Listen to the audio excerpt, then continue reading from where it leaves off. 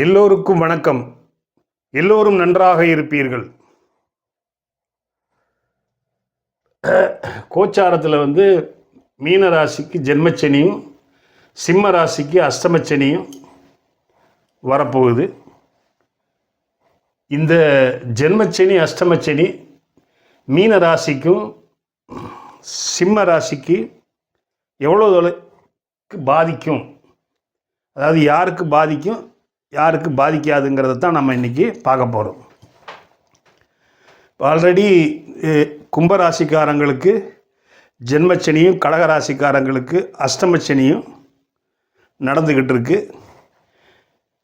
இது மார்ச் 29, 2025 வரைக்கும் அவங்களுக்கு நடக்கும். அப்புறம் அந்த சனி பகவான் கும்பராசியிலிருந்து மீன ராசிக்கு பயிற்சியாக வருவார் 29 மார்ச் 2025. சரி, இப்போ ஃபஸ்ட்டு மீன ராசிக்கு வருவோம். இவங்களுக்கு ஜென்மச்சனி அடுத்த வருஷம் 2025 மார்ச் 29க்கு மேலே ஸ்டார்ட் ஆக போகுது. இப்போ மீன ராசியில் யாரெல்லாம் பூரட்டாதி நட்சத்திரத்தில் பிறந்திருக்கிறாங்களோ, ஏன்னா பூரட்டாதி 3ஆம் பாதம் வரைக்கும் கும்பராசியில் இருக்குது. 4ஆம் மீன ராசியில் இருக்குது. இப்போ 4ஆம் பாதத்தில் பிறந்தவங்களுக்கு அது உடைப்பட்ட நட்சத்திரங்கிறதுனால அவங்களுக்கு பாதிக்காது. நிறைய பேர் இருக்க மாட்டாங்க, ஏன்னா அதில் உத்திரட்டாதி நட்சத்திரம் தான் 4 பாதங்களும், ரேவதி நட்சத்திரங்கள் 4 பாதங்கள் அடங்கியிருக்கு. ஒரே ஒரு பூரட்டாதி 4ஆம் பாதம் மட்டும்தான் அதில் இருக்குது. அது உடைப்பட்ட நட்சத்திரங்கிறதுனால அவங்களுக்கு எந்த பிரச்சனையும் செய்யாது. வேணால் அதிகபட்சமாக செஞ்சால் ஒரு 10%, 15% வேணால் செய்யலாம். சரி, இப்போ அடுத்த வருஷம் முழுக்க 2025 முழுக்க உத்திரட்டாதி நட்சத்திரக்காரங்க ஜாக்கிரதையாக இருக்கணும். 2025 2026 மார்ச் வரைக்கும் கிட்டத்தட்ட உத்திரட்டாதி நட்சத்திரக்காரங்களும், 2027 முடிகிற வரைக்கும் 2026 to 27 முடிகிற வரைக்கும் ரேவதி நட்சத்திரக்காரங்களுக்கும் பாதிப்பு அதிகமாக இருக்கும். சரி, இது 3வது சுற்று வருது, எனக்கு இப்போ 60 வயசு தாண்டிடுச்சு அப்படின்னா அந்த மீன ராசிக்காரங்களுக்கு எதுவுமே பாதிக்காது, நல்ல பலன் தான் நடக்கும். சரி சரி மீன ராசிக்காரங்க இப்போ உத்திரட்டாதி ரேவதி நட்சத்திரக்காரங்க என்ன பண்ணணும் அப்படின்னா, இப்போ எனக்கு ஜென்மச்சனி வந்துருச்சே, அப்போ என்ன செஞ்சிருமோ ஏது செஞ்சிருமோங்கிற ஒரு பயம் உங்களுக்கு வேண்டாம். ஏன்னா சம்பவங்களை நடத்துறது தசாபுத்திகள் தான். உங்களுக்கு ஆல்ரெடி நல்ல தசாபுத்திகள் நடக்குது அப்படின்னா பிரச்சனை இல்லை. ஒரு 25 to 30% உங்களுக்கு தீய பலன்கள் வரும். மீதி 70-75% நல்ல பலன் தான் உங்களுக்கு கிடைக்கும். ஒன்றும் இல்லை, இப்போ நீங்கள் ஒரு இடத்துல தொழில் பண்ணிக்கிட்டு இருக்கிறீங்க அப்படின்னா 10,000 ரூபா வர வேண்டிய லாபம் உங்களுக்கு ஒரு 7,000 ரூபாயாக வரும். 1,00,000 ரூபா லாபம் வர வேண்டிய இடத்துல 70,000 ரூபா கிடைக்கும், அவ்வளோதான். ஆனால் தொழில் பண்ணுறவங்க எந்த காரணத்தை கொண்டும் மேற்கொண்டு இன்வெஸ்ட்மெண்ட் பண்ணி நான் தொழிலை டெவலப்மெண்ட் பண்ணுறேன்ட்டு போயிடக்கூடாது. 2027 அந்த சனி பயிற்சி முடிகிற வரைக்கும். ஆனால் மீன ராசிக்காரங்க ஜென்மச்சனி கல்யாணம் முடித்தா பாதிக்காது. அப்போ இந்த 12 ராசிங்களில் நீங்கள் எந்த ராசியில் பிறந்திருந்தாலும் நீங்கள் மீன ராசிக்காரங்களை கல்யாணம் முடிச்சுக்கிடலாம். யாருக்கு அஷ்டமச்சனி நடக்குதோ அவங்களுக்கு தான் திருமணம் பண்ணுனா பாதிக்கும். அதனால் சிம்ம ராசிக்காரங்க தயவு செஞ்சு 2027 ஜூன் ஜூலை வரைக்குமே நீங்கள் திருமணம் பண்ணாமல் இருக்கிறது நல்லது. மீன ராசிக்காரங்களுக்கு அது விதிவிலக்கல்ல, அவங்க கல்யாணம் முடிச்சுக்கிடலாம். சரி, அப்போ மீன ராசிக்காரங்க இப்போ இந்த உத்திரட்டாதி ரேவதி நட்சத்திரக்காரங்களுக்கு இந்த ஜென்மச்சனி எப்போ பாதிக்கும் அப்படின்னா, அவங்களுக்கு 6க்குரிய தசையோ 8க்குரிய தசையோ நடந்து ஜென்மச்சனி நடந்தால் நீங்கள் அந்த 2.5 வருஷம் கஷ்டப்பட போகிறீங்க. அதில் பூரட்டாதி நட்சத்திரம் 4ஆம் பாதத்தை விட்டுருங்க, அவங்களுக்கு எந்த பிரச்சனையுமே இல்லை. அப்படி ஒரு வேளை இருந்தால் முதல் ஒரு 3 மாதம் இருக்கும், அவ்வளோதான். அதுக்கப்புறம் ரிலீஃப் நீங்கள்.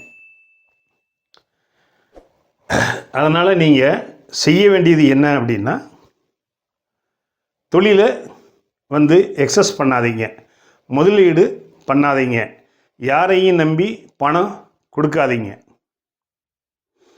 இதுக்கு பரிகாரம், ஜென்மச்சனி நடக்கிற மீனராசிக்காரங்க அவங்களுடைய அம்மா காலை அமுக்கி விடுங்க. ஏன்னா மீனராசிங்கிறது காலபுருஷ தத்துவத்துக்கு 12ஆம் வீடாக வரும். 12ஆம் வீடு பாதத்தை குறிக்குது. அப்போ அம்மாவுக்கு செருப்பு வாங்கி கொடுங்க. கல்யாணம் முடிச்சுட்டு மனைவி இருக்கிறாங்களா, அவங்க ஏதாவது அப்ஜெக்ஷன் பண்ணாங்களா, அவங்களுக்கும் அம்மாவுக்கு செஞ்சது மாதிரியே மனைவிக்கும் செய்யுங்க. சரி, ஏன்னா அம்மாவுக்கு அப்புறம் அந்த ஸ்தானத்துக்கு அவங்க தான் வர்றாங்க. சில பேர் வீட்டில் கல்யாணம் முடிக்காமல் இருந்தால் அம்மா மட்டும் இருப்பாங்க, அவங்களுக்கு செய்யுங்க. சப்போஸ் நீங்கள் கல்யாணம் முடிச்சிருந்து 2 பேர் இருக்கிறாங்கன்னா நீங்கள் 2 பேருக்கும் செய்யுங்க. இல்லை கல்யாணம் முடித்து கொஞ்சம் வயசு எகிரிடுச்சு, அம்மா இறந்து போயிட்டாங்கன்னா மனைவிக்கு மட்டும் செய்யுங்க. இது மீன ராசிக்காரங்க செய்ய வேண்டிய ஒரு பரிகாரம். அப்புறம் சனினாலே முடவன், சனினாலே ஊனமுற்றவர், அவங்களுக்கு நீங்கள் அன்னதானம் பண்ணுங்க. அன்னதானம் பண்ணும்போது தண்ணி பாட்டில் கொடுங்க. சரி, இப்போ வந்து சிம்மம் ராசி, அவங்களுக்கு அஷ்டமச்சனி வரப்போகுது. இதில் உத்திர நட்சத்திரம், உடைப்பட்ட நட்சத்திரம் 1ஆம் பாதத்தை விட்டுருங்க. அவங்களுக்கு எண்டில் 3 மாதம் கஷ்டத்தை கொடுப்பார். 2027 ஜூனுக்கு மேலே ஒரு 3 மாதம் கஷ்டத்தை கொடுப்பார்.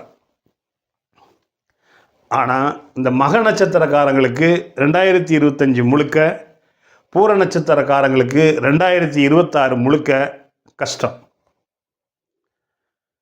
நீங்கள் தயவு செஞ்சு கல்யாணம் பண்ணிடாதீங்க.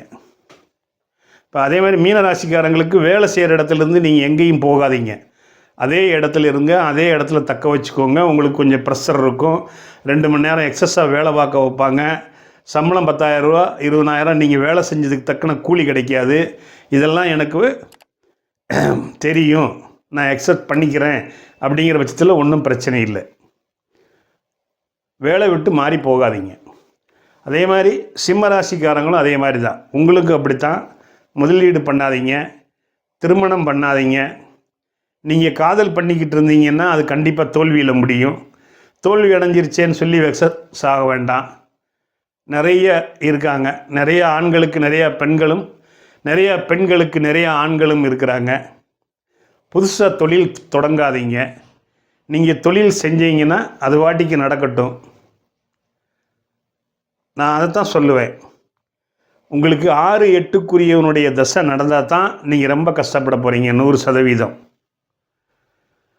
உங்களுக்கு நல்ல தசா புத்தி நடக்குது. 1-5-9க்குரியவனோ, 4-7-10 இல்லை 2-11க்குரிய தசைகளோ நடந்தால் உங்களுக்கு எந்த பிரச்சனையும் கொடுக்காது. வர்ற வருமானத்திலிருந்து ஒரு 25-30% கம்மியான வருமானம் வரும். சரியா? இதில் லக்னாதிபதி நீங்கள் வெளுத்து ஸ்ட்ராங்காக இருக்கிறீங்கன்னா நீங்கள் எல்லாத்தையும் சமாளிச்சுக்கிட்டு இருக்கிறீங்கன்னு அர்த்தம். சரிங்களா? அப்போ மீனராசிக்காரங்களும் சிம்ம ராசிக்காரங்களும் இந்த 2025 2027 முடிகிற வரைக்கும் நீங்கள் கவலைப்பட வேண்டியது இல்லை. இப்போ உதாரணத்துக்கு நீங்கள் கடக சிம்ம லக்கணமாக இருக்கிறீங்க அப்படின்னா உங்களுக்கு சனி தசை நடக்கக்கூடாது. நடந்தீங்கன்னா நீங்கள் ரொம்ப கஷ்டப்பட போகிறீங்கன்னு அர்த்தம். அதே மாதிரி மேஷம் விருச்சிக லக்கணத்துக்கு புதன் தசை நடக்கக்கூடாது. ரிஷபம் துலாம் லக்கணத்துக்கு குரு தசை நடக்கக்கூடாது. மிதுனம் கன்னி லக்கணத்துக்கு செவ்வாய் தசை நடக்கக்கூடாது. மீனம் தனுசு லக்கணத்துக்கு சுக்கிர தசை நடக்கக்கூடாது. கும்ப லக்கணத்துக்கு சந்திர தசை நடக்கக்கூடாது. மகர லக்கணத்துக்கு சூரிய தசை நடக்கக்கூடாது. இதெல்லாம் நடக்காமல் உங்களுக்கு ஜென்மச்சனியோ அஷ்டமச்சனியோ நடந்தால் நீங்கள் கவலைப்பட வேண்டிய அவசியமே இல்லை. நீங்கள் கிட்டத்தட்ட 70% சேஃப்டி ஆகிட்டீங்க அப்படின்னு நீங்கள் எடுத்துக்கிடலாம். சரிங்களா? இப்போ உங்களுக்கு புரிஞ்சிருக்குன்னு நினைக்கிறேன். நான் மீண்டும் சொல்கிறேன், மீனராசிக்காரங்க வந்து ஜென்மச்சனியில் நடக்கிறவங்க கல்யாணம் முடிச்சுக்கிடலாம், எந்த பிரச்சனையும் வராது. ஆனால் எந்த காரணத்தை கொண்டு சிம்ம ராசிக்காரங்க 2025லிருந்து 2027 செப்டம்பர் மாதம் வரைக்கும் நீங்கள் கல்யாணம் முடிக்காமல் இருக்கிறது நல்லது. காதல் தோல்வி அடைஞ்சால் ஒன்றும் கவலைப்பட வேண்டாம், நெக்ஸ்ட்டு போய்கிட்டே இருக்கலாம். சரியா? வாழ்க்கையில் வந்து வெக்ஸ் ஆகி நம்ம வந்து ஏதாவது தவறான முடிவு எடுத்துட்டோம்னா, அதாவது சாகிறதுக்கு 10 வழி இருக்குன்னா பிழைக்கிறதுக்கு 1008 வழி இருக்குது. அப்போ நம்ம பிழைக்கிறது தான் பார்க்கணுமே ஒழிய அந்த தவறான முடிவு எடுக்கிறதுக்கு நீங்கள் உள்ளே நுழைஞ்சிடக்கூடாது. நன்றி நண்பர்களே. இந்த வீடியோ பிடிச்சிருந்தால் லைக் பண்ணுங்கள், ஷேர் பண்ணுங்கள், சப்ஸ்கிரைப் பண்ணுங்கள், பெல் பட்டன் அமுக்குங்க. ஆளுங்கிற ஆப்ஷன் அமுக்குனீங்கன்னா நான் போடுற ஒவ்வொரு வீடியோவும் உங்களுக்கு நோட்டிஃபிகேஷனாக வந்து சேரும். நமது நேயர்கள் ஆள்போல் தலை தலைத்து அருகது போல் வேரூன்றி மூங்கில் போல் கிளைகளைத்து முதியாமல் வாழ்ந்திருக்க வாழ்கவன வாழ்த்தி அமைகிறேன். வணக்கம்.